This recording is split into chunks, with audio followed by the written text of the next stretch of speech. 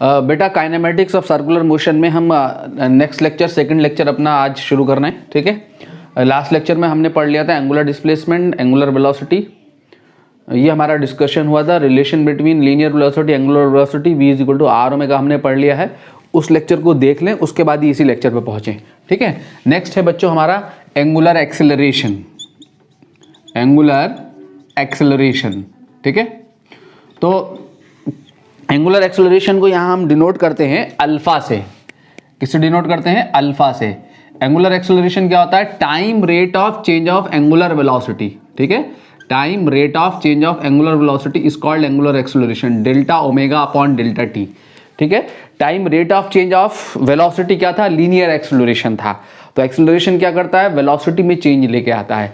Angular acceleration क्या करता है? सर्कुलर पाथ पे पार्टिकल की एंगुलर वेलोसिटी को चेंज करता है बच्चों, ठीक है। अगर पार्टिकल में एंगुलर एक्सेलरेशन है तो ओमेगा जो होगा वो लगातार चेंज कर रहा होगा, ठीक है। यानी degree of rotation of the body, omega किसको बताता है? डिग्री ऑफ रोटेशन को बताता है, ठीक है।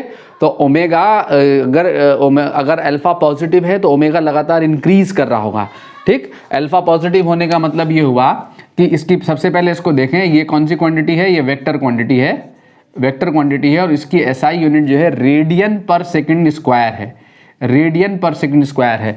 ये भी एक्सियल वेक्टर ही है, ये भी एक्सिस ऑफ रोटेशन के अलोंग ही एक्ट करता है बच्चों। कैसे एक्ट करता है?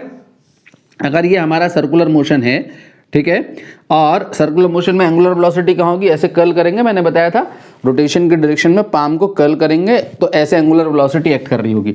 ये एंगुलर वेलोसिटी की डायरेक्शन है ओमेगा, ठीक है। ये एंगुलर वेलोसिटी की डायरेक्शन है। अगर अल्फा इसी डायरेक्शन में एक्ट कर रहा है, ठीक है, अगर ओमेगा इंक्रीज कर रहा है, एंगुलर वेलोसिटी इंक्रीज कर रही है, व्हील का ओमेगा लगातार बढ़ता चला जा रहा है, डिग्री ऑफ रोटेशन, व्हील का जो रोटेशन है वो फास्टर एंड फास्टर होता चला जा रहा है। This means that omega is continuously increasing. तो ओमेगा के इंक्रीज करने का मतलब यह है कि बॉडी में एंगुलर एक्सेलरेशन है। जब एंगुलर एक्सेलरेशन है तो एंगुलर एक्सेलरेशन कहाँ एक्ट कर रहा होगा? एंगुलर वेलोसिटी की डायरेक्शन में। तो ये ओमेगा को बढ़ाएगा, ओमेगा लगातार इंक्रीज करेगा, ठीक है।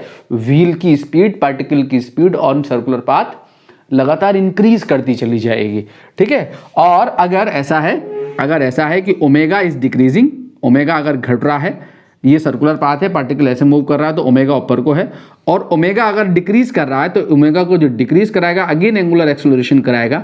इन दैट केस इसका मतलब ये है कि अब अल्फा जो है वो क्या है? ओमेगा के अपोजिट डायरेक्शन में एक्ट कर रहा है बच्चों, ठीक है। तो अल्फा का काम जो है वो क्या है? पार्टिकल की एंगुलर वेलोसिटी में चेंज लेके आना है, ठीक है।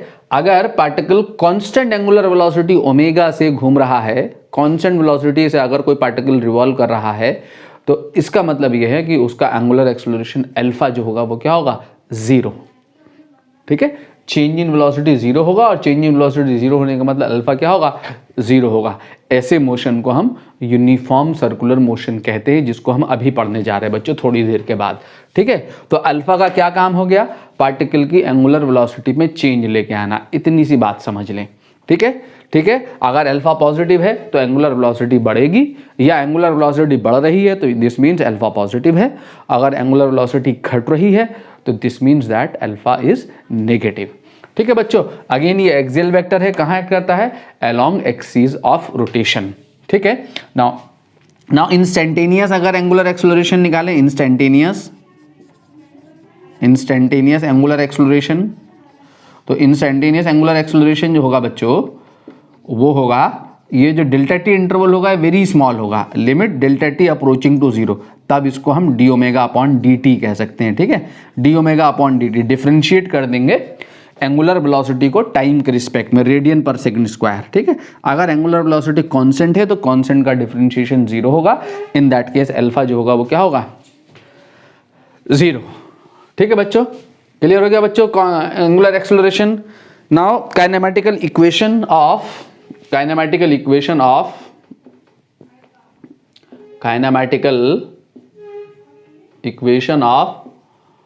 Constant angular accelerated motion. Constant angular accelerated motion की हमने इक्वेशन देखनी है। ठीक है, हमने कांस्टेंट लीनियर एक्सेलरेटेड मोशन की इक्वेशन देखी थी 1D मोशन में। हमने कांस्टेंट लीनियर एक्सेलरेटेड मोशन पढ़ा है। क्या थी इक्वेशंस? 3 इक्वेशंस थी जो इस मोशन को डिस्क्राइब करती हैं। v = u + at, s = ut + ½ at² and v² = u² + 2as। ये तीनों इक्वेशन आप पढ़ के आए हो लीनियर कांस्टेंट एक्सेलरेटेड मोशन के लिए। ठीक है, नाउ अब हम किसके लिए देख रहे हैं? एंगुलर कांस्टेंट एक्सेलरेटेड मोशन के लिए। ठीक है, तो एंगुलर कांस्टेंट एक्सेलरेशन का मतलब ये हुआ कि अल्फा जो है यहाँ क्या है? कांस्टेंट है। अगर किसी बॉडी का एंगुलर एक्सेलरेशन, किसी पार्टिकल का एंगुलर एक्सेलरेशन जो कि सर्कुलर पाथ पर रिवॉल्व कर रहा है 2 रेडियन/सेकंड है, तो 2 रेडियन/सेकंड का मतलब है 2 रेडियन/सेकंड का मतलब है बच्चों 2 रेडियन/सेकंड अपॉन 1 सेकंड। ठीक है, तो ये डेल्टा ओमेगा है, ये टाइम है। 2 रेडियन/सेकंड एक्सेलरेशन का मतलब ये है कि पार्टिकल का एंगुलर वेलोसिटी में चेंज 2 रेडियन/सेकंड का है। कितने टाइम में? Every second. Every second particle की एंगुलर वेलोसिटी 2 रेडियन/सेकंड या तो इंक्रीज कर रही है या डिक्रीज कर रही है। ठीक है, इंक्रीज कर रही है तो ये सिचुएशन होगी, डिक्रीज कर रही है तो ये सिचुएशन होगी। ठीक है, व्हील स्लो डाउन हो रहा होगा, पार्टिकल स्लो डाउन हो रहा होगा, एंगुलर वेलोसिटी डिक्रीज कर रही होगी, और इंक्रीज कर रही होगी तो उसका रोटेशन जो हो वो क्या होगा? फास्ट होता चला जा रहा होगा। ठीक है बच्चों, तो 2 रेडियन/सेकंड अगर ये कांस्टेंट है, ये 2 चेंज नहीं हो रहा। पहले सेकंड में वेलोसिटी, एंगुलर वेलोसिटी 2 रेडियन/सेकंड इंक्रीज हो गई, अगले सेकंड में फिर 2, अगले सेकंड में फिर 2, अगले सेकंड में फिर 2 रेडियन/सेकंड थे। इन दैट केस अल्फा क्या है? कांस्टेंट है। अगर पहले सेकंड में चेंज 2 रेडियन/सेकंड का आया, व्हील रेस्ट से स्टार्ट किया, पहले सेकंड में एंगुलर वेलोसिटी 0 से 2 हो गई, अगले सेकंड में 2 से 3 हो गई, अगले सेकंड में 3 से 6 हो गई, अगले सेकंड में 6 से 8 हो गई। इन दैट केस जो है ये जो अल्फा है ये क्या है? वेरिएबल है। ठीक है, हमने किसकी इक्वेशन देखनी है? कांस्टेंट एंगुलर एक्सेलरेटेड मोशन की। मींस पहले सेकंड में अगर वेलोसिटी में चेंज, एंगुलर वेलोसिटी में चेंज 2 रेडियन/सेकंड का है तो अगले सेकंड में भी 2 रेडियन/सेकंड, अगले सेकंड में भी 2 रेडियन/सेकंड, अगले सेकंड में भी 2 रेडियन/सेकंड। दिस मीन्स दैट अल्फा जो है वो क्या है? कांस्टेंट है। ठीक है, तो यहां पर इक्वेशंस जो होंगी v = u + at, तो यहां पे होगी ओमेगा = ω0 + अल्फा t। ये इक्वेशन होगी बच्चों। ठीक है, ω0 क्या है? इनिशियल एंगुलर वेलोसिटी, जिस वेलोसिटी से पार्टिकल स्टार्ट किया, व्हील स्टार्ट किया। ठीक है, अल्फा कांस्टेंट एंगुलर एक्सेलरेशन है, और ओमेगा जो है इस टाइम पे वेलोसिटी है जिस टाइम पे उसने पूछी है। ठीक है, दूसरी इक्वेशन कौन सी थी हमारी? s की जगह यहां कौन होगा? थीटा = ut, u की जगह कौन होगा? ω0t। ω0 क्या है? इनिशियल एंगुलर वेलोसिटी है, प्लस ½ at², तो हाफ की जगह हाफ ही रहेगा, a की जगह अल्फा t²। ठीक है, और थर्ड इक्वेशन क्या थी हमारी? v², तो v² की जगह ω² = u² की जगह ω02 प्लस 2as 2α थीटा। s की जगह यहां पे कौन होगा? Angular displacement. ठीक है, एंगुलर वेरिएबल्स आ जाएंगे। तो ये हमारी जो है काइनेमेटिकल इक्वेशन है फॉर कांस्टेंट एक्सेलरेटेड मोशन। जैसे इस पे एक क्वेश्चन देखें बच्चों। क्वेश्चन क्या है? अ फ्लाई व्हील, बहुत छोटा सा question. A fly wheel starts from rest with constant angular acceleration. A flywheel starts from rest with constant angular acceleration. Alpha is equal to 2 radian/second²। ठीक है, एक व्हील कांस्टेंट एंगुलर एक्सेलरेशन इतने रेडियन/सेकंड² से start करता है रेस्ट से। ठीक है, find angular velocity and displacement, angular displacement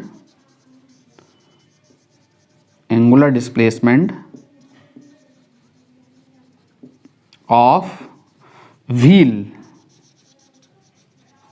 after 10 second. ठीक है, 10 सेकंड के बाद क्या करना है? हमने एंगुलर डिस्प्लेसमेंट निकालना है और एंगुलर वेलोसिटी निकालनी है, ठीक है, angular velocity and angular displacement. तो आपको क्या दिया हुआ बच्चों, जरा देखें, आपको दिया हुआ है रेस्ट से स्टार्ट किया, उसने कहा फ्लाईव्हील स्टार्ट फ्रॉम रेस्ट, तो ओमेगा नॉट आपको दिया है 0, इनिशियल एंगुलर वेलोसिटी आपको 0 गिवन है, ठीक है। अल्फा गिवन है बच्चों 2 रेडियन पर सेकंड स्क्वायर, अल्फा यहाँ गिवन है 2 रेडियन पर सेकंड स्क्वायर। तो सबसे पहले हमने निकालना है वेलोसिटी, और टाइम गिवन है 10 सेकंड, तो 10 सेकंड पे हमने क्या निकालना है, ओमेगा निकालना है। तो omega is equal to omega not plus alpha T लगा दो, ठीक है। तो ओमेगा नॉट 0 प्लस 2 इंटू 10, ठीक है। तो 10 सेकंड के बाद उसकी एंगुलर वेलोसिटी जो होगी वो कितनी होगी, 20 रेडियन पर सेकंड, ठीक है। नाउ अब हमें क्या फाइंड करना है, एंगुलर डिस्प्लेसमेंट फाइंड करना है। तो एंगुलर डिस्प्लेसमेंट के लिए theta is equal to omega not T plus half alpha T square लगाओ, ठीक है। तो ओमेगा नॉट 0 है, रेस्ट से स्टार्ट किया, प्लस हाफ अल्फा इज 2 और टी से 10 का स्क्वायर, ठीक है। तो यहां से 2 से 2 कैंसिल हो गया, थीटा जो आ गया वो कितना आ गया, 100 रेडियन। यहाँ रेडियन है यूनिट एंगुलर डिस्प्लेसमेंट की, ठीक है, डिग्री मत लिख देना थीटा देखकर, ठीक है, रेडियन में आएगा 100 रेडियन। क्लियर बच्चों। तो अब जब 100 रेडियन इतना उसका एंगुलर डिस्प्लेसमेंट हुआ, तो इतने एंगुलर डिस्प्लेसमेंट में कितने रोटेशन ले गया होगा, अगर ये पूछ ले तो वो भी पता कर सकते हो। नंबर ऑफ रोटेशन सपोज अगर पूछ ले कि इतना एंगुलर डिस्प्लेसमेंट में कितने रोटेशन हुए होंगे, तो नंबर ऑफ रोटेशन के लिए अगर एक रोटेशन घूमेगा पूरा, तो एक रोटेशन में बच्चों कितना एंगुलर डिस्प्लेसमेंट होगा, ठीक है, 2 पाई रेडियन में, 2 पाई रेडियन, ठीक है। एक कंप्लीट रोटेशन में पार्टिकल सर्कल पे जो टोटल एंगल घूम जाएगा, टोटल एंगुलर डिस्प्लेसमेंट होगा 1 कंप्लीट रोटेशन में, वो कितना होगा, 2 पाई रेडियन, ठीक है। तो 2 पाई रेडियन में कितने रोटेशन होंगे, इतने एंगुलर डिस्प्लेसमेंट में एक रोटेशन होगा, इतने एंगुलर डिस्प्लेसमेंट में एक रोटेशन होगा। तो 1 रेडियन घूमने में कितना रोटेशन लेगा, 1/2 पाई रोटेशन लेगा, ठीक है। तो 1 रेडियन में इतना रोटेशन होगा, तो इतने रेडियन में कितना रोटेशन होगा, नंबर ऑफ रोटेशन निकल आया, कितना, θ/2 पाई, थीटा से इसे मल्टीप्लाई कर दो। तो जब भी आपको एंगुलर डिस्प्लेसमेंट पता हो, नंबर ऑफ रोटेशन पता करने हो, तो एंगुलर डिस्प्लेसमेंट को 2 पाई से डिवाइड कर देना, नंबर ऑफ रोटेशन आ जाएंगे। तो नंबर ऑफ रोटेशन कितने आ जाएंगे, 100/2 पाई, यानी कितने आएंगे, 50/π। इतने रोटेशन ले जाएगा, पाई की वैल्यू जितनी भी है 3.14, ठीक है। तो 50/π रोटेशन हो चुके होंगे 100 रेडियन एंगल घूमते घूमते। क्लियर बच्चों, आगे बढ़ते हैं। नाउ बच्चों नेक्स्ट देखें, लीनियर डिस्प्लेसमेंट पार्टिकल का, हमने लीनियर डिस्प्लेसमेंट निकालना है, ठीक है। तो लीनियर डिस्प्लेसमेंट निकालने के लिए, लीनियर डिस्प्लेसमेंट या आप इसको कह सकते हैं change in position, change in position, particle की पोजीशन में चेंज होगा वही लीनियर डिस्प्लेसमेंट होगा, है। तो ये पार्टिकल सर्कुलर पाथ मेरा रिवॉल्व कर रहा है, ठीक है। मैंने लीनियर डिस्प्लेसमेंट निकालना, मान लो किसी भी समय पे पार्टिकल पॉइंट P1 पे था या पॉइंट P पे था, और ये ओरिजिन है, और इसका जो पोजीशन वेक्टर था वो r1 था, और ये P से P' पे पहुंच गया, P से कहाँ पहुंच गया, P' पे, और इसका जो पोजीशन वेक्टर है वो चेंज होकर क्या हो गया, r2, ठीक है। पार्टिकल और P से P' पहुंचने में जो इसका एंगुलर डिस्प्लेसमेंट हुआ सर्कल पे, वो हुआ सपोज थीटा। जो एंगुलर डिस्प्लेसमेंट है, कितना एंगल घूम गया पार्टिकल सर्कल पे, ये रेडियस वेक्टर कितना एंगल घूम गया, यहां से यहां पहुंचने में, P से P' पहुंचने में थीटा एंगल घूम गया। तो मुझे पार्टिकल का लीनियर डिस्प्लेसमेंट निकालना है। तो लीनियर डिस्प्लेसमेंट क्या होगा बच्चों, P से P' की तरफ को जो शॉर्टेस्ट डिस्टेंस है, shortest distance from P to P', और डिस्प्लेसमेंट कौन सी क्वांटिटी है, वेक्टर क्वांटिटी है, ठीक है। तो ये मेरा डिस्प्लेसमेंट है पार्टिकल का, इस डिस्प्लेसमेंट को मैं कह देता हूं डेल्टा आर। तो मुझे ये निकालना है डेल्टा आर। तो आप PP' वेक्टर निकाल सकते हैं आसानी के साथ। PP' ये जो आर्क है ये तो डिस्टेंस है, मुझे डिस्प्लेसमेंट फाइंड करना है, ये डिस्प्लेसमेंट फाइंड करना है PP'। इस PP' डिस्प्लेसमेंट वेक्टर का मैग्नीट्यूड फाइंड करना है बच्चों, ठीक है। तो अब आप इस PP' डिस्प्लेसमेंट को तो निकाल सकते हैं। डिस्प्लेसमेंट वेक्टर हमने निकालना सीखा है। कैसे सीखा है, जब हमें डिस्प्लेसमेंट वेक्टर निकालना होगा तो मैंने पोजीशन वेक्टर डिस्प्लेसमेंट वेक्टर में बताया था कि हेड का पोजीशन वेक्टर, हेड क्या है, यहाँ है P dash is the head. Head का पोजीशन वेक्टर कितना है R2 माइनस टेल का पोजीशन वेक्टर R1। तो डेल्टा R जो है वो कितना है, R2 माइनस R1 है। या आप ऐसे कर सकते हैं, R1 और R2 आपको पता है तो आप triangle law of vector addition भी लगा सकते हैं। देखो ऐसे गया, ऐसे गया, ये दोनों वेक्टर सेम ऑर्डर में हैं और ये अपोजिट ऑर्डर में है, तो ये प्लस ये इज इक्वल टू ये होगा, यानी R1 plus delta R is equal to R2। क्या होगा, R1 plus delta R is equal to R2। Triangle law of vector addition लगाओगे तो डेल्टा R जो है क्या आएगा आपका यहाँ से, R2 माइनस R1। वरना बहुत सीधा आसान सा तरीका है, ये करने की जरूरत नहीं, बार बार याद कर लेना है कि हेड का पोजीशन वेक्टर माइनस टेल का पोजीशन वेक्टर। ये मुझे डिस्प्लेसमेंट वेक्टर पता लग गया, मुझे इसका मैग्नीट्यूड पता करना है। ठीक है, तो ये क्या है बच्चों, दो वेक्टर का सब्ट्रैक्शन है। ये दो वेक्टर का सब्ट्रैक्शन है। और दो वेक्टर का सब्ट्रैक्शन कैसे करते हैं हम देख चुके हैं। हम कैसे करते हैं, R2 plus minus of R1, यानी माइनस ऑफ R1 लेंगे और उसमें R2 को जोड़ देंगे। ठीक है, R1 और R2 के बीच में एंगल कितना है, थीटा है।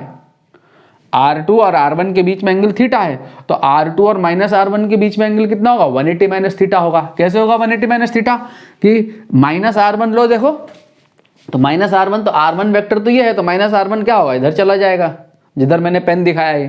तो जब इधर जाएगा तो इधर जाएगा माइनस R1, इधर जाएगा माइनस R1, तो इस माइनस R1 के साथ इस R2 को जोड़ना है। तो इन कौन जोड़ेगा, इन दोनों के पैरेललोग्राम का डायगोनल। ठीक है, क्या आएगा, ये आएगा एंगल 180 माइनस थीटा। तो R2 और माइनस R1 के बीच में एंगल जो है वो कितना है, 180 माइनस थीटा है। ठीक है, और R2 और R1 चूंकि रेडियस हैं, रेडियस वेक्टर हैं, तो इनका जो मैग्नीट्यूड होगा, मैग्नीट्यूड जो होगा वो क्या होगा, R radius of the circle. R2 और R1 का मैग्नीट्यूड सेम है, वेक्टर चेंज हुए हैं बच्चों, डायरेक्शन चेंज होने की वजह से ये वेक्टर और ये वेक्टर अलग है, बस इस वेक्टर की लेंथ और इस वेक्टर की लेंथ दोनों ही इक्वल हैं। क्या है वो, रेडियस ऑफ द सर्कल। ठीक है, मैग्नीट्यूड सेम है और एंगल कितना है इन दोनों वेक्टर के बीच में, एंगल 180 डिग्री। और दो वेक्टर का एडिशन है R2 और माइनस R1 का। ठीक है, और दो वेक्टर का एडिशन क्या आएगा निकल के, delta R is equal to under root R1 square, R1 means R square plus R2 square plus 2R1 R into cos theta. और कॉस थीटा कितना है यहाँ, 180 डिग्री माइनस थीटा है, कॉस 180 डिग्री माइनस थीटा। ठीक है बच्चों, तो cos now cos 180 minus theta जो होगा आपका, जो कॉस 180 माइनस थीटा होगा वो हो जाएगा आपका, ये आ गया यहाँ से 2R स्क्वायर। ठीक है, और कॉस 180 माइनस थीटा होगा minus cos theta. Cos 180 minus theta is minus cos theta, minus 2R square, ये माइनस हो जाएगा, ये भी 2R square into cos theta. ठीक है, तो यहाँ से जब आप 2R स्क्वायर कॉमन लोगे तो अंडर रूट ये आएगा आपका 2R square into 1 minus cos theta. ठीक है, ये आ गया। नाउ सिंस एक फॉर्मूला याद करो कि cos 2 theta is equal to होगा 1 माइनस 2 साइन स्क्वायर थीटा। ठीक है, तो आपका 1 माइनस कॉस 2 थीटा जो है, 1 minus cos 2 theta is equal to हो जाएगा 2 साइन स्क्वायर थीटा। ठीक है, तो यहाँ पे डबल है एंगल, तो यहाँ हाफ हो रहा है। अगर मैं ये एंगल थीटा कर दूँ, सिमिलरली अगर मैं ये एंगल थीटा कर दूँ, 1 minus cos theta is equal to हो जाएगा 2 साइन स्क्वायर थीटा बाई 2। ठीक है, 1 माइनस कॉस थीटा हो जाएगा, यहाँ थीटा रखूँ तो यहाँ भी हाफ हो जाएगा, 2 थीटा का हाफ है ना, तो यहाँ भी थीटा का हाफ हो जाएगा। तो 1 माइनस कॉस थीटा की जगह आप ये पुट कर सकते हो 2 साइन स्क्वायर थीटा। ठीक है, जब आप 2 साइन स्क्वायर थीटा पुट करोगे तो आपका एंगुलर डिस्प्लेसमेंट क्या हो गया, देखो तो सही, under root 2R square into, और 1 माइनस कॉस थीटा की जगह क्या रख दोगे, 2 साइन स्क्वायर थीटा बाई 2। ठीक है, तो ये आपका आ गया 2 साइन स्क्वायर थीटा बाई 2। ठीक है, 1 2 बाहर आ जाएगा, R स्क्वायर में से R बाहर आ जाएगा, इंटू साइन थीटा बाई 2। ठीक है, ये आपका एंगुलर डिस्प्लेसमेंट है पार्टिकल का। तो आप एंगुलर डिस्प्लेसमेंट इससे फाइंड कर सकते हैं, लीनियर डिस्प्लेसमेंट इससे फाइंड कर सकते हैं पार्टिकल में, 2R साइन थीटा बाई 2। ये थीटा एंगल आपको गिवन होगा 60 डिग्री, 90 डिग्री, जो भी एंगल गिवन हो। ठीक है, अगर ये 180 का एंगल हो गया, अगर ये 180 एंगल है तो पार्टिकल यहाँ पहुँच जाएगा, देखो यहाँ, तो कितना होगा एंगुलर, P डैश यहाँ होगा, P से P डैश कितना एंगुलर डिस्प्लेसमेंट है 2r। देखें 180 रखो यहाँ, थीटा 180 तो साइन 180 अपॉन 2, साइन 90 हो गया, साइन 90 कितना होता है 1, तो कितना आ गया 2r आ गया। तो किसी भी थीटा के लिए आप ये एंगुलर डिस्प्लेसमेंट फाइंड कर सकते हैं, ठीक है। नाउ नेक्स्ट है बच्चों चेंज इन वेलोसिटी। नेक्स्ट है चेंज इन वेलोसिटी। देखो चेंज इन वेलोसिटी, वेलोसिटी में चेंज निकालना है। तो चेंज इन वेलोसिटी ऐसे ही निकलेगा कि पार्टिकल जो है, पार्टिकल P से P डैश पे पहुंच गया, तो पॉइंट P पे वेलोसिटी कहाँ है, ये है v1, ये वेलोसिटी है v1 पॉइंट P पे। और जब पार्टिकल P डैश पे पहुंच गया तो वेलोसिटी कहाँ है, इस पॉइंट पे टेंजेंट की डायरेक्शन में, ये है v2, ये v2 है, ठीक है। तो मुझे इस v1 और v2 में चेंज निकालना है। तो चेंज इन वेलोसिटी निकालने के लिए एक बात याद रखो कि पार्टिकल का ये जो रेडियस वेक्टर है कितना एंगल, जब पार्टिकल P से P डैश पहुंचा तो रेडियस वेक्टर यहाँ से यहाँ कितना एंगल घूम गया, थीटा एंगल घूम गया, ठीक है। तो जितना रेडियस वेक्टर घूमेगा उतना ही वेलोसिटी वेक्टर घूमेगा, जितना रेडियस वेक्टर घूमेगा उतना ही वेलोसिटी वेक्टर घूमेगा। अगर पार्टिकल जो है यहाँ सर्कुलर पाथ पे है, ठीक है, यहाँ सर्कुलर पाथ पे है, पार्टिकल इस पॉइंट पे था तो वेलोसिटी कितनी थी, इतनी थी v1, और रेडियस वेक्टर कितना था, इतना था, ये रेडियस वेक्टर था r1, ठीक है। अब पार्टिकल यहाँ पहुंच गया तो वेलोसिटी कहाँ आ गई, यहाँ आ गई टेंजेंट की डायरेक्शन में v2, और रेडियस वेक्टर कितना आ गया, ये आ गया। तो रेडियस वेक्टर कितना घूमा, 180 डिग्री घूम गया। रेडियस वेक्टर कितना घूम गया, 180 डिग्री घूम गया, यहाँ से यहाँ हो गया P से P डैश, ठीक है। और वेलोसिटी वेक्टर कितना घूमा, वे भी 180 डिग्री घूम गया, v1 से v2 हो गई वेलोसिटी। दोनों को मिलाओ, देखो ये टेल टू टेल मिलाओ, दोनों को एक जगह लाओ तो v1 और v2 में बीच में एंगल कितना है 180 डिग्री। तो जितना रेडियस वेक्टर घूमा उतना ही वेलोसिटी वेक्टर घूमा।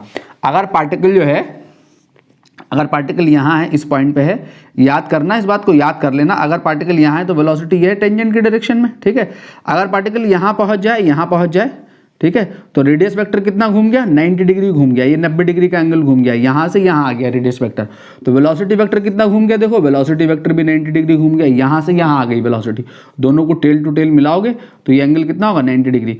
तो वेलोसिटी यहाँ थी, वेलोसिटी v1, तो वेलोसिटी भी 90 डिग्री का एंगल घूमी।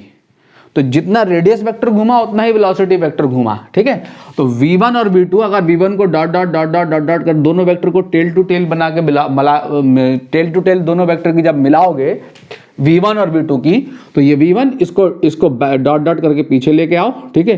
तो यहाँ v1 यहाँ v2, तो ये जो घुमा वो भी कितना घुमा, थीटा एंगल घूम गया, ठीक है। यहाँ थी ना वेलोसिटी v1, इस लाइन के लॉन्ग v1 अब इस लाइन के लॉन्ग चली गई वेलोसिटी, ठीक है। तो वेलोसिटी कितना घूमी, कितना घुमा ये वेलोसिटी वेक्टर, जितना ये रेडियस वेक्टर घुमा है। तो जितना रेडियस वेक्टर घूमेगा उतना ही वेलोसिटी वेक्टर घूमेगा। तो मुझे क्या करना है, इन दोनों वेलोसिटी में चेंज निकालना है v1 और v2 में। तो v1 और v2 में चेंज क्या होगा, चेंज इन वेलोसिटी क्या होता है बच्चों, v2 माइनस v1, ये होती है चेंज इन वेलोसिटी। इसका मैग्नीट्यूड निकालना है मुझे, वेलोसिटी में चेंज का क्या निकालना है, मैग्नीट्यूड निकालना है। तो मैग्नीट्यूड निकालने के लिए अगेन ये दो वेक्टर का सब्ट्रैक्शन है। दो वेक्टर का सब्ट्रैक्शन क्या होगा, का क्या मतलब, v2 plus minus of v1, v2 और माइनस v1 को ऐड कर देना है पैरेललोग्राम से, ठीक है। और v2 और v1 के बीच में एंगल कितना है, देखो ये v1 है और ये v2 है, तो v2 और v1 के बीच में एंगल ये है थीटा। मुझे किसके बीच में एंगल चाहिए पैरेललोग्राम लॉ में, v2 और माइनस v1 के। तो v1 ये है तो माइनस v1 कहाँ जाएगा, नीचे जाएगा। तो नीचे को जब माइनस v1 जाएगा, इसकी डायरेक्शन ये जाएगी v1, तो ये वाला एंगल आएगा v2 और माइनस v1 के बीच में, कितना होगा ये एंगल, 180 माइनस थीटा, ठीक है। अगेन 180 माइनस थीटा, ठीक है। तो और मॉड ऑफ v2 और v1 कांस्टेंट स्पीड से रिवॉल्व कर रहा, मान लो पार्टिकल कैसे रिवॉल्व कर रहा, कांस्टेंट स्पीड के साथ। पार्टिकल की speed on circular path constant है, ठीक है। वेलोसिटी वेक्टर्स अलग अलग होंगे, इन वेक्टर्स का मैग्नीट्यूड सेम है, डायरेक्शंस अलग अलग है, इसलिए v1 और v2 दो अलग अलग वेक्टर्स हो गए, ठीक है। डायरेक्शन लगातार बदल रही होती है, इसलिए वेलोसिटी बदल रही होती है सर्कुलर पाथ पे, ठीक है। तो यहाँ पे क्या कांस्टेंट है, स्पीड कांस्टेंट है, मैंने ये अज्यूम कर लिया। तो v1 और v2 के बीच में एंगल कितना, v2 और माइनस v1 के बीच में एंगल कितना हो गया, 180 डिग्री। तो चेंज इन एंगुलर वेलोसिटी कितनी, चेंज इन लीनियर वेलोसिटी कितनी आ जाएगी, चेंज इन लीनियर वेलोसिटी आ जाएगी under root P square plus Q square plus 2pq cos 180 minus theta. तो वही बात आ गई यहाँ, 180 माइनस थीटा क्या हो जाएगा, under root 2v square into 1 minus cos theta. और जो अभी अभी हमने लिखा था कॉस थीटा को आप क्या लिख सकते हैं, 2v square into 2 sign square theta by 2। ठीक है, वही पिछला वाला फॉर्मूला लगा दिया। तो चेंज इन वेलोसिटी आ गई पार्टिकल की 2v साइन थीटा अपॉन 2। ये पार्टिकल की वेलोसिटी में चेंज है। ठीक है, तो किसी भी थीटा के लिए, गिवन थीटा के लिए आप चेंज इन वेलोसिटी फाइंड कर सकते हैं। ठीक है बच्चों, क्लियर हो गया। आगे बढ़ते हैं, नेक्स्ट देखें बच्चों, नेक्स्ट देखें टेंजेंशियल एक्सेलरेशन। टेंजेंशियल एक्सेलरेशन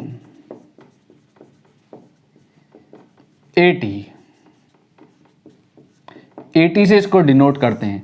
बहुत इंपॉर्टेंट है, इसको ध्यान देना इस कॉन्सेप्ट को, इसमें बच्चे कंफ्यूज होते हैं, इसलिए जो कह रहा हूं उसे बहुत ध्यान से सुनो। AT जो है टेंजेंशियल एक्सेलरेशन, ये क्या होता है, dv अपॉन dt। ठीक है, dv अपॉन dt को आप क्या पढ़ेंगे, ये क्या आपको क्या लग रहा है, मैं सर्कुलर मोशन ना प्लेन पढ़ रहा हूं, स्ट्रेट लाइन मोशन नहीं पढ़ रहा हूं, ध्यान देना। तो क्या है ये dv अपॉन dt, तो आपको ये क्या लग रहा है, बोलो जल्दी से, सब लोग बोलो क्या चीज है ये, time rate of change of velocity आपको लग रहा होगा। ठीक है, अगर ये time rate of change of velocity होता तो मैंने इसके ऊपर ऐसे एरो लगाया होता, बिकॉज मैं यहां पर क्या कर रहा हूं, मोशन इन अ प्लेन पढ़ रहा हूं। ठीक है, तो मैंने इसके ऊपर एरो अगर लगाया तब ये time rate of change of velocity है। मैंने इस पे से एरो हटाया, इसका मतलब मैं किसकी बात कर रहा हूं, v is the speed of the particle. ठीक है, तो AT जो है ये क्या है, time rate of change of speed, time rate of change of speed. ठीक है, टेंजेंशियल एक्सेलरेशन ब्रैकेट में लिख रहा हूं, देखो मैं स्पेशली आपके लिए, नॉट द वेलोसिटी। अगर मैंने time rate of change of velocity ले लिया तो time rate of change of velocity जो होगा वो नेट एक्सेलरेशन होगा पार्टिकल का। ठीक है, पार्टिकल का नेट एक्सेलरेशन हो जाएगा time rate of change of velocity. मैंने यहां पे क्या लिया है, time rate of change of speed. ठीक, अगर पार्टिकल कांस्टेंट स्पीड से रिवॉल्व कर रहा है सर्कुलर पाथ पे अगर पार्टिकल घूम रहा है और पार्टिकल की स्पीड कांस्टेंट है, स्पीड 2 मीटर पर सेकंड कांस्टेंट है। ठीक है, तो स्पीड कांस्टेंट है, सर्कुलर पाथ पे पार्टिकल घूम रहा है इस कांस्टेंट स्पीड से। स्पीड अगर कांस्टेंट है तो वेलोसिटी कांस्टेंट नहीं है, याद रखना। क्यों कांस्टेंट नहीं है, क्योंकि वेलोसिटी की डायरेक्शन लगातार चेंज हो रही होती है। यहाँ पे वेलोसिटी इस डायरेक्शन में है तो यहाँ पे इस डायरेक्शन में है, यहाँ पे इस डायरेक्शन में है, तो वेलोसिटी की डायरेक्शन लगातार चेंज हो रही है। तो पार्टिकल में एक्सेलरेशन है, एक्सेलरेशन ही वेलोसिटी को चेंज करेगा। ठीक है, वेलोसिटी चेंज होगी बच्चों, या तो ये मैग्नीट्यूड चेंज हो जाए या ये डायरेक्शन चेंज हो जाए वेलोसिटी की। ठीक है, ये डायरेक्शन चेंज हो जाए वेलोसिटी की, या दोनों में से कोई एक या दोनों चेंज होने लगे तो वेलोसिटी चेंज कर रही होगी। ठीक, यहाँ पे क्या चेंज हो रहा है, सिर्फ ये चेंज हो रही है डायरेक्शन सर्कुलर पाथ पे। ये अगर कांस्टेंट है, तो कांस्टेंट का डिफरेंशिएशन 0 होता है, तब इस सर्कुलर पाथ पे टेंजेंशियल एक्सेलरेशन एक्ट नहीं कर रहा होगा। ठीक है, टेंजेंशियल एक्सेलरेशन कब एक्ट करता है, टेंजेंशियल एक्सेलरेशन तब एक्ट करता है जब पार्टिकल की स्पीड या तो सर्कुलर पाथ पे बढ़ रही होती है या घट रही होती है। कहां एक्ट करता है टेंजेंशियल एक्सेलरेशन, ये टेंजेंशियल एक्सेलरेशन टेंजेंशियली एक्ट करता है। जैसे ये वेलोसिटी टेंजेंशियली एक्ट कर रही है तो ये टेंजेंशियल एक्सेलरेशन भी टेंजेंट की ही डायरेक्शन में एक्ट करता है बच्चों। अगर ये वेलोसिटी अलोंग टेंजेंट वेलोसिटी की डायरेक्शन में एक्ट करता है तब ये टेंजेंशियल एक्सेलरेशन इस स्पीड को बढ़ाता है, और अगर ये अपोजिट डायरेक्शन में एक्ट कर रहा है तब ये टेंजेंशियल एक्सेलरेशन इस स्पीड को घटाता है। ठीक है, टेंजेंशियली एक्ट करता है, इसलिए इसमें वर्ड लगा है क्या, टेंजेंशियल एक्सेलरेशन। ठीक है, सर्कुलर पाथ पे पार्टिकल पे ये टेंजेंट की डायरेक्शन में एक्ट कर रहा होगा। याद रखें, इस एक्सेलरेशन का काम पार्टिकल की स्पीड को बढ़ाना या घटाना है। पार्टिकल को जो टर्न कराता है सर्कुलर पाथ पे, लगातार जो टर्निंग इफेक्ट देता है वो कौन देता है? जो टर्न कराता है, डायरेक्शन ऑफ मोशन को जो बदलता है वो कौन बदलता है? वो बदलता है ये वाला एक्सेलरेशन। और इस एक्सेलरेशन का नाम क्या होता है? Centripetal acceleration. ये कौन सा एक्सेलरेशन है? Centripetal acceleration. ये ऑलवेज होगा सर्कुलर पाथ पे, ये ऑलवेज होगा, ठीक है। ये टेंजेंशियल एक्सेलरेशन ये या तो होगा या नहीं होगा, दोनों में से एक बात है, ठीक है। कब होगा ये एक्सेलरेशन? ये एक्सेलरेशन तभी होगा जब पार्टिकल की स्पीड सर्कुलर पाथ पे वेरी कर रही होगी, यानी सर्कुलर मोशन जो होगा वह कैसा होगा? नॉन यूनिफॉर्म होगा, ठीक है। अगर पार्टिकल की स्पीड कांस्टेंट है तो सिर्फ पार्टिकल का डायरेक्शन ऑफ मोशन चेंज हो रहा है, ये चेंज नहीं हो रहा, ठीक है। और डायरेक्शन ऑफ मोशन को चेंज करने का काम किसका है? इस सेंट्रीपिटल एक्सेलरेशन का है। तब सर्कुलर पाथ पे सिर्फ सेंट्रीपिटल एक्सेलरेशन एक्ट कर रहा होगा, ठीक है। अगर नॉन यूनिफॉर्म सर्कुलर मोशन है तो दो एक्सेलरेशन एक्ट कर रहे होंगे, एक सेंट्रीपिटल एक्सेलरेशन और दूसरा tangential acceleration. Non uniform circular motion में ये टेंजेंशियल एक्सेलरेशन इस स्पीड को या तो बढ़ाएगा या घटाएगा, और ये सेंट्रीपिटल एक्सेलरेशन जो होगा वो क्या होगा? पार्टिकल को सर्कुलर पाथ देगा, सर्कुलर पाथ पे टर्न कराएगा, ठीक है। इसका काम टर्न कराने का, इसका काम स्पीड को बढ़ाने का या घटाने का। ये हो भी सकता है, नहीं भी हो सकता है, ये ऑलवेज होगा।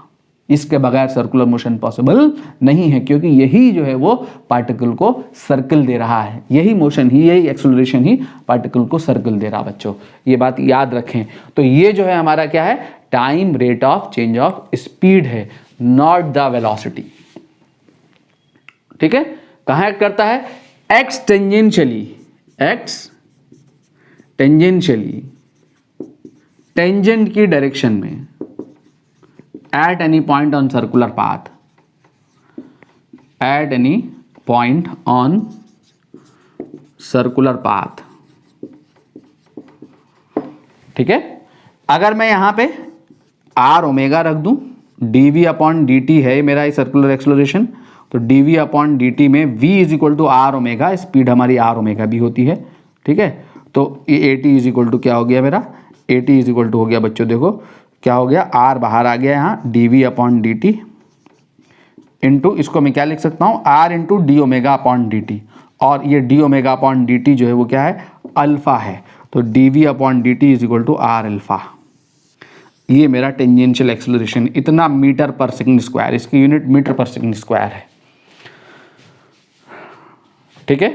dv upon dt, time rate of change of speed, here v is the speed not the velocity, is equal to R alpha. कहां एक्ट करेगा?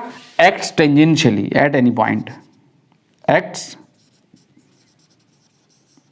Tangentially at any point on circular path,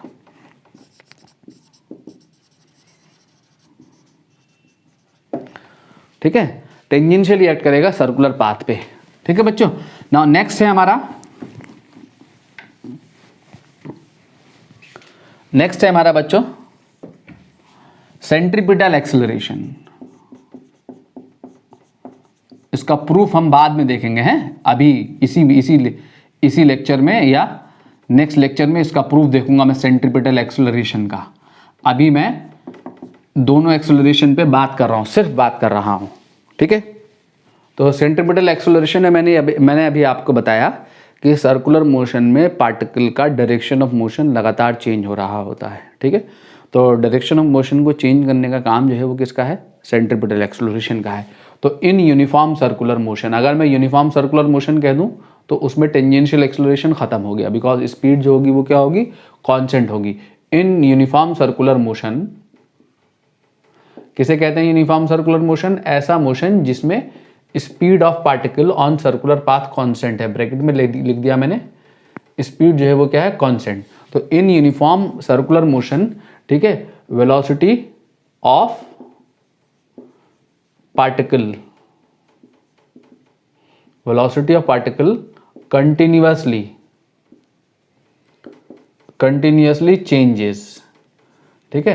particle की velocity continuously change करती है, speed तो constant है but velocity continuously change हो रही थी। क्यों चेंज हो रही थी? Due to change in direction, due to change in direction,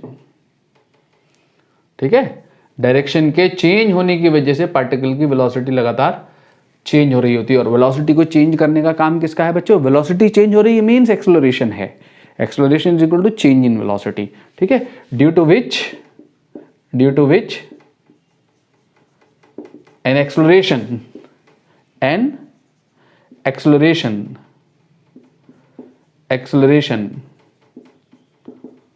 x या कॉल्ड या एक्स लिख लो, बाद में लिख लेंगे acts, due to which an acceleration acts on the particle which is called centripetal acceleration, which is called centripetal और radial acceleration। इसको centripetal भी कहते हैं और radial acceleration भी कहते हैं बच्चों, which is called centripetal और radial acceleration। इसको डिनोट कर दें हम AC से। किससे डिनोट कर दें? AC से। कितना होता है इसका प्रूफ देखेंगे हम अभी। ये होता है AC is equal to V square upon R, is equal to V is equal to R omega रख दोगे, आर ओमेगा तो आर स्क्वायर ओमेगा स्क्वायर, एक आर कैंसिल होगा, is equal to omega square R, ठीक है। ये centripetal acceleration, इतना centripetal acceleration act कर रहा होता है पार्टिकल के ऊपर। कहाँ एक्ट करता है? along radius towards center, acts along radius towards center, ठीक है। अब 11th क्लास के लिए बच्चों, हमें 11th क्लास में स्कूल के लिए इस सेंट्रीपिटल एक्सेलरेशन का प्रूफ चाहिए होता है, ठीक है। पहले मैं अपने सर्कुलर मोशन के डिस्कशन को कंप्लीट कर रहा हूं, एंड में मैं 11th क्लास में अगर आपका सेंट्रीपिटल एक्सेलरेशन के लिए प्रूफ आ जाता है तो एंड में मैं इसका प्रूफ दे दूंगा। अभी आप पहले पूरे सर्कुलर मोशन के डिस्कशन को कंप्लीट कर लें। तो मैंने क्या कहा, दो एक्सेलरेशन हो गए हमारे, एक टेंजेंशियल एक्सेलरेशन, दूसरा सेंट्रीपिटल एक्सेलरेशन। टेंजेंशियल एक्सेलरेशन कब एक्ट करेगा? जब नॉन यूनिफॉर्म सर्कुलर मोशन होगा। नॉन यूनिफॉर्म सर्कुलर मोशन का मतलब जब पार्टिकल की स्पीड जो है सर्कुलर पाथ पे क्या कर रही होगी? वेरी कर रही होगी, ठीक है। तो इसका काम क्या है? स्पीड में चेंज लाना, ये टेंजेंशियली एक्ट करेगा। इसका काम क्या है? पार्टिकल के डायरेक्शन ऑफ मोशन को चेंज करना, यानी पार्टिकल को सर्कुलर पाथ देना, ठीक है ना। आगे बढ़ते हैं बच्चों। तो नेट एक्सेलरेशन पे अगर हम बात कर लें, नेट देख लें, नेट एक्सेलरेशन तो यूनिफॉर्म सर्कुलर मोशन में या सर्कुलर मोशन में, यूनिफॉर्म नहीं सर्कुलर मोशन की बात करूं, अगर मेरे पास नॉन यूनिफॉर्म सर्कुलर मोशन है, कौन सा सर्कुलर मोशन है? नॉन यूनिफॉर्म सर्कुलर मोशन, ठीक है। तो नॉन यूनिफॉर्म सर्कुलर मोशन में ऐसा मोशन जिसमें स्पीड जो है वो वेरी कर रही होगी, स्पीड इज वेरिंग। वेलोसिटी की बात नहीं, वेलोसिटी तो वेरी करती है ही बच्चों, स्पीड वेरी कर रही होगी, स्पीड वेरी कर रही होगी तो ओमेगा भी वेरी कर रहा होगा, है। स्पीड या एंगुलर वेलोसिटी लगातार या तो इंक्रीज कर रही होगी या डिक्रीज कर रही होगी, ठीक है। तो अगर मेरे पास नॉन यूनिफॉर्म सर्कुलर मोशन है तो नॉन यूनिफॉर्म सर्कुलर मोशन के केस में मान लो पार्टिकल की स्पीड अगर कांस्टेंट नहीं है, ये पार्टिकल की v is the speed and this speed is increasing. तो इसको इंक्रीज करने का काम किसका है? इसका है, टेंजेंशियल एक्सेलरेशन का। तब टेंजेंशियल एक्सेलरेशन कहाँ एक्ट कर रहा होगा? along tangent towards velocity of the particle. और एक एक्सेलरेशन होगा ही होगा जिसका नाम क्या है? सेंट्रीपिटल एक्सेलरेशन, ये होगा ही होगा। तो रिजल्टिंग एक्सेलरेशन जो होगा वो क्या होगा? इन दोनों के पैरेललोग्राम का डायगोनल। तो रिजल्टिंग जो लीनियर एक्सेलरेशन होगा ये होगा ए नेट, ये नेट एक्सेलरेशन होगा, ठीक है। तो ये नेट एक्सेलरेशन क्या आएगा? ये AT है, ये AC है, ये भी AT, तो यहाँ पे पाइथागोरस लगा दोगे तो AT जो आएगा निकल के, A नेट जो आएगा निकल के वो क्या आएगा?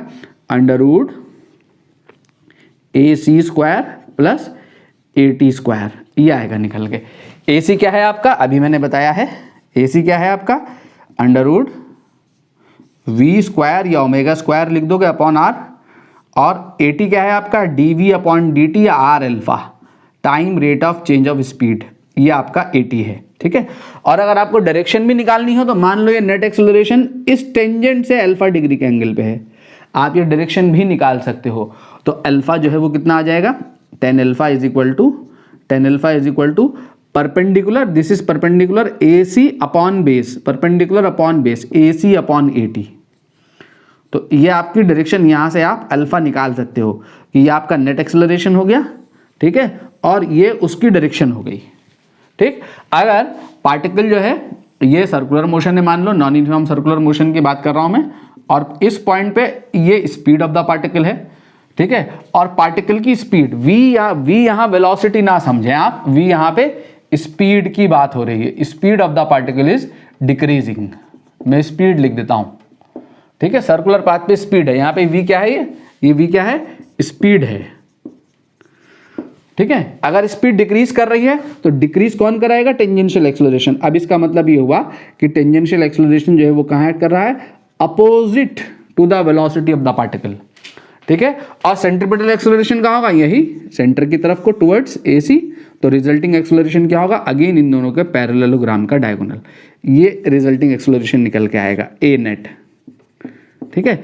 ये भी वही निकल के आएगा, A net is equal to under root AC square plus AC square AT square, ठीक है।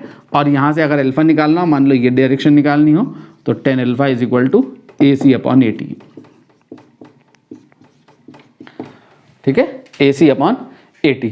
तो आप ऐसे एक्सेलरेशन निकाल सकते हैं, जैसे ये आपका NCERT में अनसॉल्व्ड एग्जाम्पल में, अनसॉल्व्ड में एडिशनल प्रॉब्लम में आपको ये क्वेश्चन दिया हुआ है, इस पे क्वेश्चन दिया हुआ है, एक साइकिल वाला जो है अपनी स्पीड को डिक्रीज करते हुए सर्कुलर टर्न ले रहा है, नेट एक्सेलरेशन पूछ रहा है, ठीक है, मोशन इन अ प्लेन में क्वेश्चन है, वो आप आसानी से इस कॉन्सेप्ट पे है, AT निकालना है, AC निकालना है, A नेट निकालना है और अल्फा बताना है वहां, ठीक है, अभी देखेंगे उस क्वेश्चन को। ना यूनिफॉर्म सर्कुलर मोशन में बच्चों, यूनिफॉर्म सर्कुलर मोशन में क्या होगा, यूनिफॉर्म सर्कुलर मोशन की अगर हम बात करें तो यूनिफॉर्म सर्कुलर मोशन में, यूनिफॉर्म सर्कुलर मोशन, तो यूनिफॉर्म सर्कुलर मोशन में स्पीड जो होगी वो क्या होगी, कांस्टेंट, ओमेगा इज कांस्टेंट, जब स्पीड कांस्टेंट होगी तो AT जो होगा यहाँ 0 होगा, टेंजेंशियल एक्सेलरेशन नहीं होगा, time rate of change of speed, speed का differentiation, speed is constant and constant का डिफरेंशिएशन 0, तो टेंजेंशियल एक्सेलरेशन नहीं होगा, क्या होगा, only centripetal acceleration, only centripetal acceleration, ठीक है, acts on particle in uniform circular motion UCM, ठीक है, यूनिफॉर्म सर्कुलर मोशन में पार्टिकल के ऊपर क्या एक्ट कर रहा होगा, ओनली सेंट्रीपिटल एक्सेलरेशन, और वो सेंट्रीपिटल एक्सेलरेशन कितना होगा, v square upon r is equal to क्या, ओमेगा स्क्वायर r, कहाँ एक्ट कर रहा होगा, अलोंग सेंटर टुवर्ड्स रेडियस, ठीक है बच्चों। तो ये आपके सर्कुलर मोशन के काइनेमेटिक्स थे, ये हमारा सर्कुलर मोशन खत्म, ये चैप्टर हमारा फिनिश, ठीक है, हमारा लॉज ऑफ मोशन स्टार्ट होगा, इस पे कुछ न्यूमेरिकल में देखता हूँ 2-3, और इस सेंट्रीपिटल एक्सेलरेशन के प्रूफ को मैं देख लेता हूँ, ठीक है, बस इतनी 2 बातें और देखनी है, ये चैप्टर हमारा खत्म हो गया, ठीक है, आगे बढ़ते हैं और लॉज ऑफ मोशन स्टार्ट करेंगे। देखो बच्चों क्वेश्चन क्या कह रहा है कि the speed of a particle moving on a circular path of radius 2 metre varies according to equation v is equal to T square, ठीक है, मीटर पर सेकंड में दिया हुआ, t सेकंड में है, ठीक है, find the radial comma tangential and net acceleration at t equal to 2 second, ठीक है। तो स्पीड ऑफ द पार्टिकल हमें दी हुई है, तो हमें सबसे पहले पूछ रहा है कितनी दी हुई है, v is equal to T square, ये दी हुई है स्पीड वेरी कर रही है टाइम के साथ, कांस्टेंट नहीं है, याद रखना, ठीक है, ये v is not the velocity, यहाँ पे v क्या है, स्पीड है, स्पीड वेरिंग विद टाइम, ठीक। तो क्या निकालना है, t इक्वल टू 2 सेकंड पे हमें क्या निकालना है, radial acceleration, tangential acceleration and net acceleration. तो सबसे पहले टेंजेंशियल एक्सेलरेशन निकाल लें, तो टेंजेंशियल एक्सेलरेशन क्या है, टेंजेंशियल एक्सेलरेशन जो है बच्चों AT इज इक्वल टू वो है time rate of change of speed, तो dv अपॉन dt कर दो, जब dv अपॉन dt करोगे तो क्या आएगा, d upon dt into T square, ठीक है, तो इसका डिफरेंशिएशन कितना हो गया 2t, तो टेंजेंशियल एक्सेलरेशन आ गया 2t, कितने सेकंड पे निकालना, 2 सेकंड पे, तो 2 सेकंड डाल दो, 2 इंटू 2, तो टेंजेंशियल एक्सेलरेशन जो है वो कितना हो गया 4 मीटर पर सेकंड स्क्वायर, ठीक है। अब क्या निकालना है, रेडियल, तो रेडियल एक्सेलरेशन का आपके पास फॉर्मूला है ना, रेडियल एक्सेलरेशन, तो रेडियल एक्सेलरेशन क्या हो जाएगा, radial acceleration AC is equal to v square upon r, ये रेडियल एक्सेलरेशन है, v क्या है आपका, t स्क्वायर है, तो v की जगह यहाँ पे t स्क्वायर डाल दो, तो t स्क्वायर का स्क्वायर हो गया, ठीक है, तो t स्क्वायर मीन्स t की पावर 4 अपॉन r, ठीक है, तो आपका AC आ गया, t इज 2 सेकंड, तो तो यहाँ पे t की जगह 2 रख दो, 2 की पावर 4 और रेडियस रख दो। रेडियस कितना है? रेडियस कितना है? 2 मीटर। तो ऊपर 2 क्यूब बचा, तो ये आ गया आपका 8 मीटर पर सेकंड स्क्वायर। ठीक है, तो आपके पास टेंजेंशियल एक्सेलरेशन पता लग गया, सेंट्रीपिटल एक्सेलरेशन पता लग गया। अब आपको नेट एक्सेलरेशन चाहिए, क्योंकि ये दोनों एक दूसरे से ऑलवेज 90 डिग्री के एंगल पे हैं। ये टेंजेंशियली एक्ट करेगा, ये रेडियस के अलॉन्ग एक्ट करेगा, तो नेट एक्सेलरेशन आ जाएगा under root AC square plus AT square. ठीक है, AC कितना है? 4, AC की AT कितना है? 4 और ये कितना है? 8। तो ये आपका आ गया अंडर रूट 8 का स्क्वायर प्लस 4 का स्क्वायर। ये कितना हो जाएगा? 4 टू 8। ठीक है, 4 का स्क्वायर रूट से बाहर आके 2 आ गया, 4 का स्क्वायर रूट से बाहर आके 4 आ गया। ठीक है, under root 5, 4 under root 5 metre पर सेकंड स्क्वायर। ठीक है, ये आपका नेट एक्सेलरेशन है। ठीक है बच्चों, तो ये आपका नेट एक्सेलरेशन चलाया। एक क्वेश्चन और देखते हैं बच्चों। देखें, एक क्वेश्चन NCERT क्वेश्चन है ये, एडिशनल एक्सरसाइज में क्या कह रहा है कि a cyclist is riding with a speed of 27 kilometre पर आवर। ठीक है, स्पीड दी हुई है। As he approaches a circular turn, जब सर्कुलर टर्न पे पहुंचा, on the road of radius 80 metre, he applies brakes and reduces speed at the constant rate of 0.5 metre पर सेकंड एवरी सेकंड। ठीक है, what is the magnitude and direction of net acceleration of the cyclist on circular turn. Question कह रहा है कि एक cyclist 27 kilometre पर our की स्पीड से, ठीक है, साइकिल राइडिंग द साइकिल, ठीक, जब वो 80 मीटर के सर्कुलर टर्न पे पहुंचता है तो अपनी स्पीड को रिड्यूस करता है। किस रेट से? 0.5 मीटर पर सेकंड एवरी सेकंड। इस रेट से वो अपने स्पीड को रिड्यूस करता है। ठीक है, पूछ रहा है what is the net acceleration of the particle on circular turn. तो सर्कुलर टर्न पे हमें क्या करना है? नेट एक्सेलरेशन निकालना है। तो सबसे पहले हमें क्या दिया हुआ? पार्टिकल की स्पीड दी हुई। कितनी दी हुई? 27 किलोमीटर पर आवर को अगर मैं मीटर पर सेकंड में बदलूंगा तो 5/18 से मल्टीप्लाई करूंगा तो ये आएगा 7.5 मीटर पर सेकंड। ठीक है, ये 7.5 मीटर पर सेकंड आया। और क्या दिया हुआ बच्चों कि रेडियस दी हुई है, रेडियस ऑफ द टर्न दी हुई है कितनी? 80 मीटर। ठीक, और क्या दिया हुआ है कि साइक्लिस्ट अपनी स्पीड को रिड्यूस कर रहा है। किस रेट से? 0.5 मीटर पर सेकंड एवरी सेकंड। ठीक है, change in speed every second इतना है। तो यानी ये क्या दिया हुआ आपको? आपको टेंजेंशियल एक्सेलरेशन दिया हुआ है। टेंजेंशियल एक्सेलरेशन क्वेश्चन में गिवन है।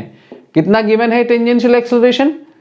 0.5 मीटर पर सेकंड स्पीड चेंज हो रही है एवरी सेकंड। यानी कितना गिवन है?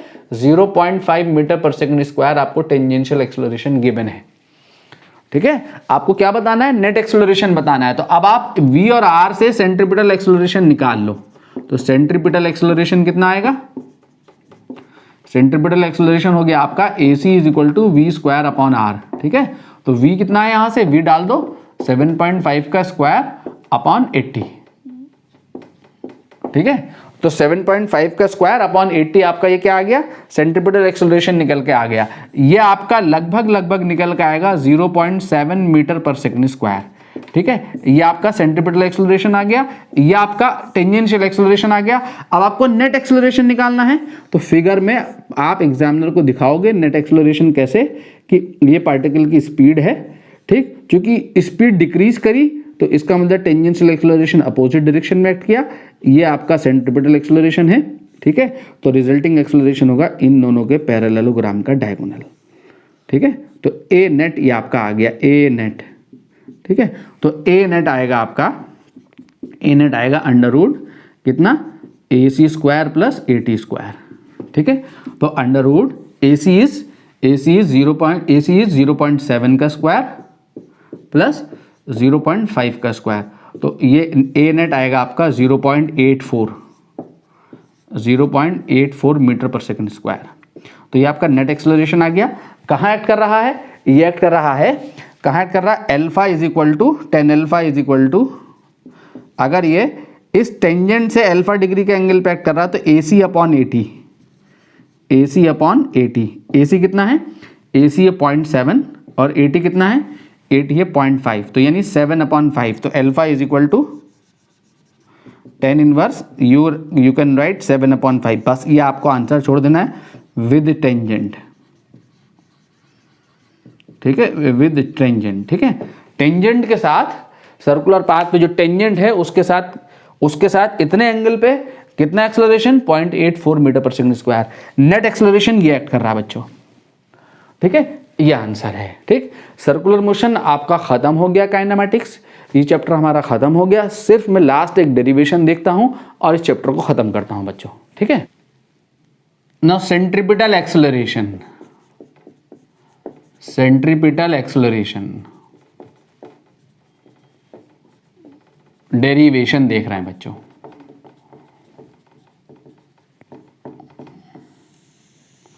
हमने एज्यूम कर लिया, consider a particle is revolving on circular path of radius R with constant angular velocity omega. ठीक है, अगर एंगुलर वेलोसिटी कांस्टेंट है तो स्पीड भी कांस्टेंट होगी। ठीक है, तो ये कौन सा मोशन है? यूनिफॉर्म सर्कुलर मोशन हो गया। और यूनिफॉर्म सर्कुलर मोशन में एक ही एक्सेलरेशन एक्ट करता है, सेंट्रीपिटल एक्सेलरेशन। ठीक है बच्चों, तो एक ही एक्सेलरेशन एक्ट करता है, सेंट्रीपिटल एक्सेलरेशन। जब हम वेलोसिटी को डिफरेंशिएट करेंगे तो हमें डायरेक्ट सेंट्रीपिटल एक्सेलरेशन मिल जाएगा। अगर नॉन यूनिफॉर्म सर्कुलर मोशन की वेलोसिटी को डिफरेंशिएट करोगे, ध्यान दो, एक्सेलरेशन जो होता है वो rate of change of velocity होता है। तो जब rate of change of velocity uniform circular motion के लिए डिफरेंशिएट करोगे तो ये आपको डायरेक्ट मिल जाएगा सेंट्रीपिटल एक्सेलरेशन। इसका मैग्नीट्यूड आपको v²/r या ω²r मिल जाएगा। डायरेक्शन भी मिल जाएगी toward the centre of the circle. और जब इसको डिफरेंशिएट करोगे तब ये दो कंपोनेंट मिलेंगे, यहाँ पे दो कंपोनेंट, एक कंपोनेंट यहाँ और एक कंपोनेंट यहाँ। ये मिलेगा v²/r और ये मिलेगा r∠α। ये मिलेगा टेंजेंट के अलोंग और ये वेक्टर मिलेगा आपको कहाँ मिलेगा? रेडियस के अलोंग। ठीक है, वेक्टर फॉर्म में मिलेंगे ये दोनों। अगर दोनों को प्लस करोगे तो दोनों वेक्टर फॉर्म में प्लस होंगे। मैग्नीट्यूड प्लस करोगे तो √AC² + AT² ऐसे प्लस होंगे। ठीक है, तो जब वेलोसिटी को, जब यूनिफॉर्म सर्कुलर मोशन की वेलोसिटी को डिफरेंशिएट करेंगे तो ओनली सेंट्रीपिटल एक्सेलरेशन मिलेगा और यूनिफॉर्म सर्कुलर मोशन वाली वेलोसिटी के लिए डिफरेंशिएशन लेंगे। और नॉन यूनिफॉर्म सर्कुलर मोशन पे वेलोसिटी को डिफरेंशिएट करेंगे तो दोनों मिल जाएंगे। तो वेलोसिटी का डिफरेंशिएशन आपको एक्सेलरेशन दे रहा होगा। तो मुझे क्या करना है? मुझे यहाँ पे सेंट्रीपिटल एक्सेलरेशन निकालना है यूनिफॉर्म सर्कुलर मोशन में। तो सबसे पहले मैं क्या कर रहा हूँ, जरा देखो ध्यान से बच्चों, बहुत आसान सी बात, आसान तरीके से करा रहा हूँ इस एक्सेलरेशन को। मान लो कि ये पार्टिकल का सेंटर है। ठीक है, इसी को मैंने ओरिजिन कंसिडर कर लिया। और मान लो पार्टिकल जो है XY प्लेन में रिवॉल्व कर रहा है। ये X एक्सिस है और ये Y एक्सिस है। XY प्लेन में पार्टिकल रिवॉल्व कर रहा है सच दैट कि पार्टिकल का सेंटर जो है इज एट ओरिजिन। ठीक, ऐसे वो रिवॉल्व कर रहा है पार्टिकल सर्कुलर पाथ पे है। किसी भी टाइम पे पार्टिकल जो है इस पॉइंट पे है P, इस पॉइंट पे है P। मैं क्या कर रहा हूँ, मैं इस सर्कल का जो रेडियस है वो r है, r रेडियस के सर्कल पे घूम रहा है पार्टिकल। ठीक है, तो मैं क्या कर रहा हूँ कि एक यूनिट वेक्टर ले रहा हूँ। मैं एक यूनिट वेक्टर निकाल रहा हूँ, कहाँ? अलोंग रेडियस, इस रेडियस के अलोंग यूनिट वेक्टर और टेंजेंट के along tangent and radius. Radius के अलोंग यूनिट वेक्टर को मैं कह देता हूँ, टेंजेंट के अलोंग यूनिट वेक्टर को मैं कहता हूँ बच्चों ET कैप। और रेडियस के अलोंग यूनिट वेक्टर में निकाल रहा हूँ, ये रेडियस के अलोंग, इस रेडियस के अलोंग जो यूनिट वेक्टर है इसको मैं कहता हूँ ER कैप। ये तो पूरा रेडियस वेक्टर हो गया। OP is the radius vector, ये तो वेक्टर R है। ठीक है, और मैं ER कैप निकाल रहा हूँ। ठीक है, ER कैप क्या है? Unit vector along radius. ठीक है, और ET कैप क्या है? Unit vector along tangent. ठीक है, मान लेता हूं किसी भी इंस्टेंट पे ये रेडियस वेक्टर यहां से ये जो एंगल है ये कितना है? थीटा है। ठीक है, ये कितना एंगल है? थीटा है। तो मैंने ये रेडियस वेक्टर, मैंने वेक्टर निकालना है अलोंग, यूनिट वेक्टर निकालना है अलोंग रेडियस एंड टेंजेंट के अलोंग। तो जरा देखो जरा ध्यान से कि इस यूनिट वेक्टर का मैग्नीट्यूड कितना होगा? 1। ठीक है। तो मुझे क्या करना है बच्चों, एक वन वेक्टर का, ये मेरी एक्स एक्सिस है, ये मेरी वाई एक्सिस है, एक वन वेक्टर का मैग्नीट्यूड, एक वन मैग्नीट्यूड का वेक्टर अगर मैं बताऊं एक्स एक्सिस से थीटा डिग्री के एंगल पे, तो वो क्या होगा, वन मैग्नीट्यूड का अगर मैं वेक्टर बताऊं अलोंग एक्स एक्सिस तो वो क्या होगा आई कैप, वन मैग्नीट्यूड का अगर मैं वेक्टर बताऊं अलोंग वाई एक्सिस तो वो क्या होगा जे कैप। अगर मुझे वन मैग्नीट्यूड का वेक्टर निकालना हो एक्स एक्सिस से थीटा डिग्री के एंगल पे, तो मैंने इसको कंपोनेंट में तोड़ना होगा, ठीक है। इसका एक्स कंपोनेंट कितना होगा 1 इंटू कॉस थीटा यानी कॉस थीटा, और वाई कंपोनेंट कितना होगा 1 इंटू साइन थीटा, ठीक।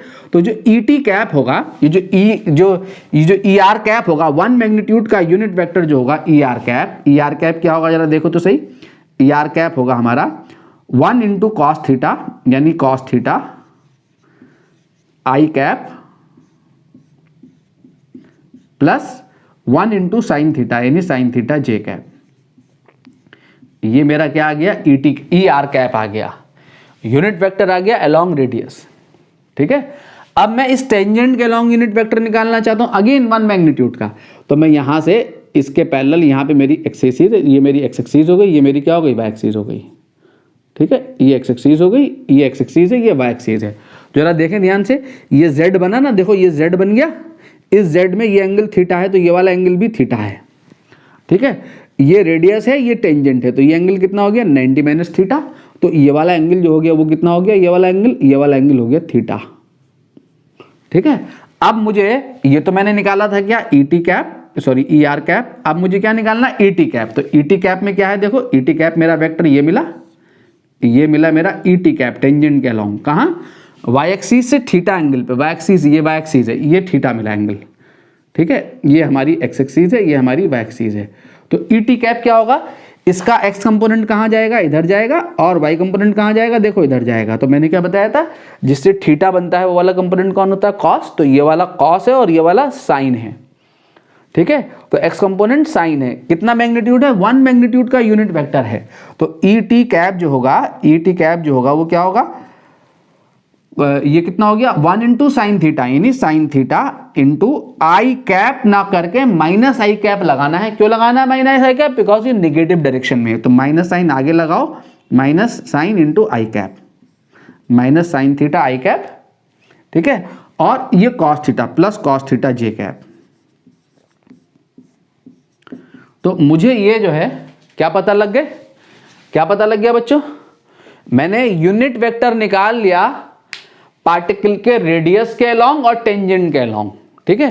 तो पोजीशन वेक्टर ऑफ पार्टिकल क्या हो गया जरा देखो तो सही, position vector of particle point P के लिए पोजीशन वेक्टर क्या हो गया R is equal to R position vector OP, इसका मैग्नीट्यूड इस सर्किल का जो रेडियस है इस OP वेक्टर का मैग्नीट्यूड R है, और डायरेक्शन क्या है इसकी ई आर कैप, ये आपका पोजीशन वेक्टर हो गया, ठीक है। देखो इस ओपी वेक्टर का जो मैग्नीट्यूड है, वो कितना है आर है, और डायरेक्शन क्या है ई आर कैप है, ठीक है। तो इस ई आर कैप को यहां से उठा के रखो, ई आर कैप कितना कॉस थीटा आई कैप प्लस साइन थीटा जे कैप, तो आपका पोजीशन वेक्टर आ गया कितना आर इंटू क्या कॉस थीटा आई कैप प्लस साइन थीटा जे कैप, ठीक है। देख सकते हो बड़ी आसानी के साथ, अगर पार्टिकल यहां है एक्स एक्सिस पे तो थीटा कितना होगा 0 डिग्री, तो पोजीशन वेक्टर में क्या आएगा ओनली आई कैप, देखो 0 रखो, cos 0 क्या हो गया 1 और sin 0 क्या हो गया 0, तो पोजीशन वेक्टर क्या हो गया आर आई कैप, आ गया आर आई कैप। अगर पार्टिकल यहां पे पहुंच गया इस पॉइंट पे, तो पोजीशन वेक्टर कितना होगा आर जे कैप आ जाएगा। तो देखो इस पॉइंट के लिए थीटा कितना होगा 90 डिग्री, 90 रखो, cos 90 0, sin 90 1, तो कितना हो गया आर जे कैप आ जाएगा। जब पार्टिकल कहीं के लिए किसी भी जगह के लिए निकाल सकते हो, जब पार्टिकल यहां पहुंच गया तो क्या होगा पोजीशन वेक्टर इधर को होगा माइनस आर आई कैप, ठीक है। तो इस पॉइंट के लिए थीटा कितना होगा 180 रखो, cos 180 कितना होगा -1, sin 180 कितना होगा 0, तो कितना हो जाएगा माइनस आर आई कैप। तो किसी भी पॉइंट के लिए थीटा रख दोगे तो आपका ये पोजीशन वेक्टर जो है, ये वेक्टर जो है निकल आएगा, ठीक है। अब आपको पोजीशन वेक्टर पता लग गया। मैंने आपको बताया है, क्या बताया है कि अगर आपके पास पोजीशन वेक्टर पता हो तो पॉइंट पी पे वेलोसिटी निकाल सकते हो। तो वेलोसिटी ऑफ पार्टिकल क्या होगी? वेलोसिटी ऑफ पार्टिकल क्या होगी? पोजीशन वेक्टर को अगर हम डिफरेंशिएट कर दें तो वेलोसिटी क्या होगी? वेलोसिटी मिल जाती है dr/dt। क्या है यहां वेरिएबल? देखो बच्चों, r तो रेडियस हो गई, ये तो कांस्टेंट है। क्या है वेरिएबल? थीटा वेरिएबल है ओनली। जब पार्टिकल सर्किल पे घूम रहा होगा तो ये थीटा जो होगा वो वेरी कर रहा होगा, ठीक है। किसी भी इंस्टेंट पे मैंने अज्यूम कर लिया पार्टिकल पॉइंट पी पे है तो ये थीटा वेरी कर रहा होगा, ठीक है। तो जब थीटा वेरी कर रहा होगा तो जब मैं डिफरेंशिएट करूंगा और r को यहां डालूंगा, r तो ये r ये कांस्टेंट तो बाहर आ गया, कौन डिफरेंशिएट होगा? d/dt इंटू कॉस थीटा आई कैप प्लस साइन थीटा जे कैप, ये डिफरेंशिएट होगा, ठीक है। अब क्या करना है? v इज इक्वल टू क्या आ गया? r into d/dt cos theta, इसको डिफरेंशिएट करना है इंटू आई कैप प्लस फिर ये d/dt इसके साथ जाएगा, साइन थीटा डिफरेंशिएट होगा into sine theta into J cap. Velocity हम निकाल चुके हैं, v is equal to R omega. ये वेलोसिटी हम निकाल चुके हैं, v is equal to R omega. कहाँ आती है? टेंजेंट की डायरेक्शन में। तो इसको डिफरेंशिएट करूंगा तो v इज इक्वल टू क्या आएगी? आर ओमेगा ही आएगी। कहाँ आएगी? टेंजेंट की डायरेक्शन में। टेंजेंट कौन है? ई टी कैप है, इस डायरेक्शन में आएगी तो R omega E T cap आनी चाहिए वेलोसिटी, ठीक है, ये यूनिट वेक्टर की डायरेक्शन में। तो जब मैं v निकालूंगा तो v is equal to R omega, direction E T cap, तो ये डायरेक्शन के लिए यूनिट वेक्टर आ जाएगा तो R omega E T cap आनी चाहिए। देखो देखो देखो कैसे आएगी। अब आप देखो जरा ध्यान से, ये डिफरेंशिएशन है क्या? ये थीटा है, नीचे टी है, थीटा है नीचे टी है, तो आपको डिफरेंशिएशन याद आ जाए, ठीक है। एक स्पेशल डिफरेंशिएशन बताया था मैंने कहा था x का फंक्शन x के रिस्पेक्ट में डिफरेंशिएट होगा, y का फंक्शन y के रिस्पेक्ट में डिफरेंशिएट होगा। d/dx x स्क्वायर है तो 2x, लेकिन d/dt x स्क्वायर है तो क्या कहा था मैंने? खुल जा सिम 2x इंटू ऊपर x है नीचे t है तो 2x इंटू dx/dt, ठीक है। ये वाला जैसा डिफरेंशिएशन है, ऊपर थीटा नीचे t, थीटा वेरिएबल है यहाँ। तो cos थीटा का डिफरेंशिएशन क्या हो जाएगा? cos थीटा का डिफरेंशिएशन हो जाएगा माइनस साइन थीटा और क्या आ जाएगा? d/dt आई कैप। ऊपर थीटा वेरिएबल है, नीचे t है, ठीक है। और साइन थीटा का क्या हो जाएगा? cos थीटा, और ऊपर वेरिएबल थीटा नीचे t, तो d/dt जे कैप, ठीक है। और ये d/dt जो है ये आपका ओमेगा है। Omega is equal to d/dt। तो d/dt ओमेगा की शक्ल में बाहर आ गया, ये आपका ओमेगा है, ठीक है। तो r ओमेगा, ये आपका ओमेगा है बच्चों, ये ओमेगा एंगुलर वेलोसिटी, ठीक है। r omega into minus of sine theta I cap plus cos theta J cap. अब जरा देखो तो सही, माइनस साइन थीटा आई कैप प्लस कॉस थीटा जे कैप, ये यूनिट वेक्टर है, ठीक है। इसका मैग्नीट्यूड निकालो बच्चों, इस वेक्टर का मैग्नीट्यूड निकालो, under root cos square theta plus sine square theta, और sine square theta plus cos square theta 1 होता है, तो मैग्नीट्यूड 1 है। इसका भी मैग्नीट्यूड 1 है, क्या? Under root minus sine theta का स्क्वायर साइन स्क्वायर थीटा और इसका स्क्वायर कॉस स्क्वायर थीटा, इसका भी मैग्नीट्यूड 1 है। तो ये रेडियस के अलॉन्ग यूनिट वेक्टर है, टेंजेंट का यूनिट वेक्टर है। तो माइनस साइन थीटा आई कैप प्लस कॉस थीटा जे कैप, ये मिल गया आपको, मिल गया। तो आपको ये वेलोसिटी मिल गई। देखो v is equal to R omega is the velocity. कहाँ है ये? ई टी कैप की डायरेक्शन में। ई टी कैप कहाँ है? Along tangent at any point on circular path. तो वेलोसिटी क्या होती है सर्कुलर पाथ पे? आर ओमेगा होती है। कहाँ होती है? Along tangent at any point on circular path. मुझे क्या निकालना है? मुझे निकालनी है एक्सेलरेशन, ठीक है, सेंट्रीपिटल एक्सेलरेशन निकालना है मुझे। तो पहले पोजीशन वेक्टर निकाला, उसको डिफरेंशिएट करा, वेलोसिटी मिल गई। अब इसको डिफरेंशिएट करूंगा तो एक्सेलरेशन मिल जाएगा, ठीक है। क्यों डिफरेंशिएट करना पड़ा है? क्योंकि पोजीशन वेक्टर को 2 बार डिफरेंशिएट करके एक्सेलरेशन मिलता है। तो एक बार डिफरेंशिएट करा, वेलोसिटी मिली, अब इस वेलोसिटी को डिफरेंशिएट कर दो, आपको एक्सेलरेशन मिल जाएगा, ठीक है। तो इतना आप नोट कर लो अच्छे से। और अब एक्सेलरेशन को देखते हैं, ठीक है। नाउ एक्सेलरेशन ऑफ पार्टिकल, बच्चों ये सब मैं इरेज कर रहा हूँ जितना है मेरे पास, ये दोनों आपके पास डेटा लिखा होना चाहिए, radial acceleration and tangential acceleration. इसको अभी मैं उठाऊंगा, है।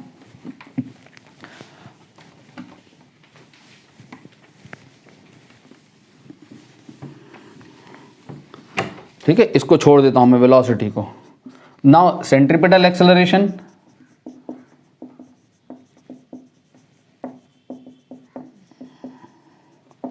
तो सेंट्रीपिटल एक्सेलरेशन क्या आएगा,